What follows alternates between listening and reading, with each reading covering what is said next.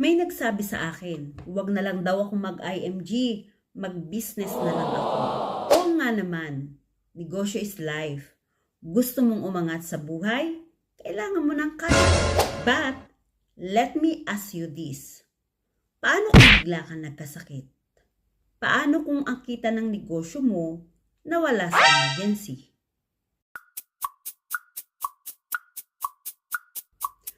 Kung ang negosyo mo lang ang meron ka, para kang building na walang insurance, guhong negosyo kapag tinamaan ng bagyo.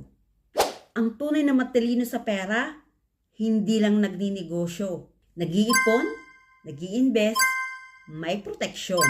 Para kung sakaling mawala ng benta, may safety net ka, may fallback, may pangtuloy. Business is good, pero dapat may financial foundation pa rin. Para hindi sayang ang tagumpay mo. Follow mo ako, hindi lang kita tuturuan magnegosyo, tuturuan kitang i-secured ang future mo.